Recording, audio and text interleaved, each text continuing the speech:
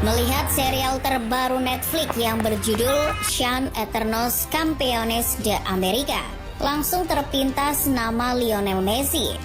Film dokumenter tentang perjalanan Argentina merengkuh Copa America 2020 itu menggambarkan betapa La Pulga di sisa usia emasnya terlihat sangat berbeda, baik dari segi kepemimpinan, kenyamanan, maupun performa.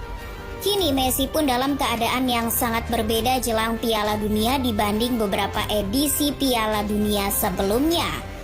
Lantas, apakah dari semua Piala Dunia yang sudah dilakoni Messi, tahun 2022 ini adalah kondisi yang paling ideal untuknya meraih gelar juara? Flashback ke zaman ketika Messi debut di Piala Dunia pertamanya di tahun 2006. Masih berusia 19 tahun, Messi dipanggil timnas oleh pelatih Jose Pekerman. Pemanggilannya pun atas dasar performa Messi di klub. Bersama Barca, Messi menyelesaikan musim 2005-2006 dengan raihan 8 gol dan 5 assist dari 25 pertandingan. Messi ketika itu juga menjadi bagian skuad kejayaan Blaugrana meraih mahkota La Liga sekaligus Liga Champions. Namun jelang Piala Dunia, Messi sempat diganggu cedera hamstring. Ia bahkan sempat melewatkan 12 pertandingan terakhirnya di level klub sebelum berangkat ke Jerman. Di Jerman, Pekerman juga tampaknya hati-hati untuk menurunkan Messi dengan kondisinya tersebut. Debut Messi pun akhirnya terjadi ketika melawan Serbia sebagai pemain pengganti. 1 gol dan 1 assist ia ciptakan. Namun akhirnya ia tidak diturunkan ketika Argentina tersingkir oleh Jerman di perempat final. Sebagian publik Argentina yang kecewa akan ketidaklolosan Argentina itu juga memprotes kenapa Pekerman tidak terlalu percaya memberikan menit bermain lebih bagi Lionel Messi. Kemudian berlanjut ke Piala Dunia 2010 Afrika Selatan. Ini adalah Piala Dunia kedua Messi.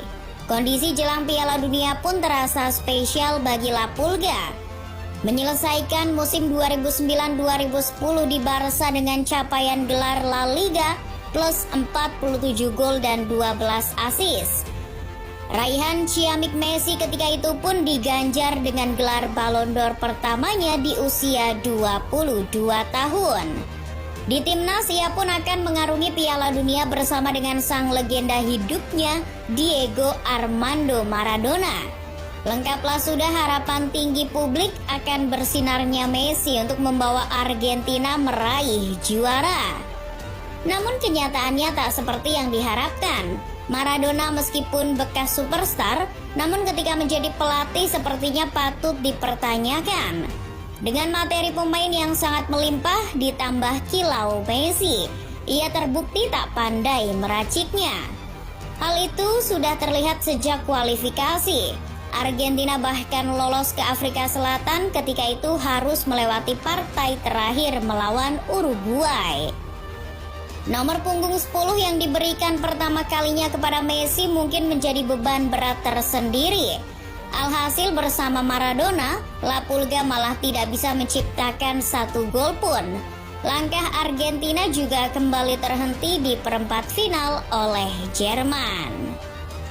Lanjut ke Piala Dunia 2014 Brazil.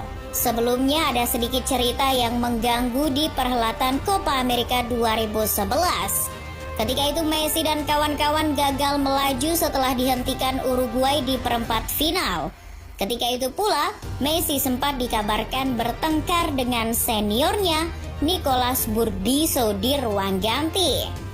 Pemandangan tak mengenakan itu akhirnya teratasi ketika Alejandro Sabella ditunjuk menangani Messi dan kawan-kawan jelang Piala Dunia 2014.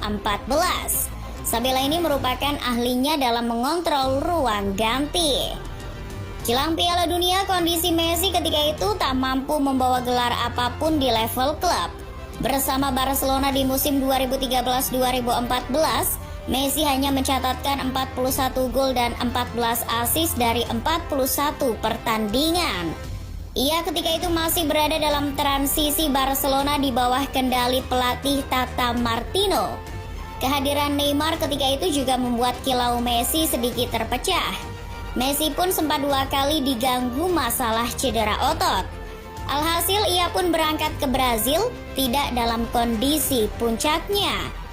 Namun dari semua kondisi buruk Messi jelang Piala Dunia tersebut, kenyataannya berbeda. Tiba-tiba, performa Messi dan kawan-kawan secara teamwork mampu stabil di bawah Sabella di babak grup.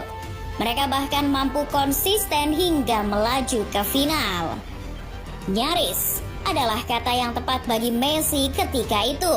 Messi harus mengubur mimpinya mengangkat trofi Piala Dunia di saat-saat terakhir.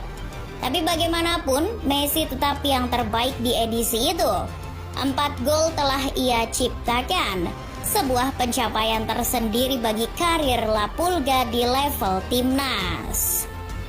Beranjak ke edisi Piala Dunia 2018 Rusia, Messi masih menyelesaikan musimnya di Barcelona di bawah Valverde.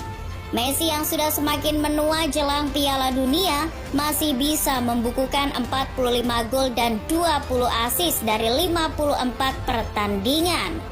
Gelar La Liga dan Copa del Rey pun mampu ia persembahkan. Artinya, ia menuju Rusia dalam keadaan yang masih stabil. Namun ada cerita sebelumnya yang menjadi sorotan, yakni ketika Messi dianggap plin-plan dalam keputusan pensiunnya. Diketahui ia sempat menyatakan pensiun setelah Copa America Centenario 2016.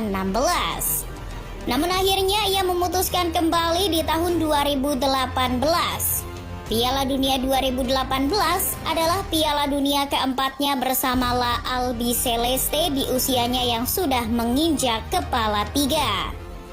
Bersama pelatih baru Jorge Sampaoli, Argentina menatap harapan baru setelah nyaris di 2014. Namun kembali lagi kenyataan tak sesuai harapan. Messi sebagai kapten tim sering dibuat gagal paham apa yang diarahkan oleh Sampaoli. Bahkan kekacauan sempat terjadi ketika kalah 3-0 melawan Kroasia di babak grup. Ide-ide Sampaoli tidak tersampaikan dengan baik. Sebagian besar pemain merasa tidak nyaman dengan pendekatan permainan Sampaoli. Namun friksi tersebut akhirnya diselesaikan secara cepat. Alhasil Argentina mampu bangkit dan lolos dari fase grup. Namun bertemu Prancis di 16 besar, langkah mereka akhirnya terhenti. Messi kembali gagal meraih mahkota impiannya untuk keempat kalinya. Kini Piala Dunia 2022 akan jadi Piala Dunia terakhir bagi Messi sekaligus Piala Dunia kelimanya. Musim ini Messi berada di PSG.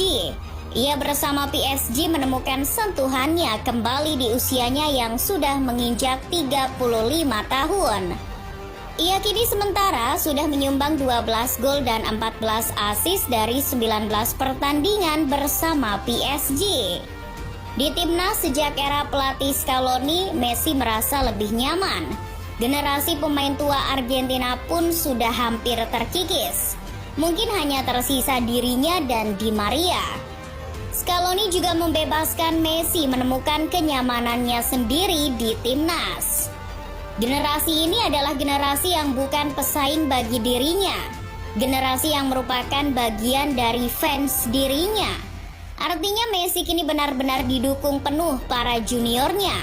La Pulga merasa sangat dihargai sebagai senior.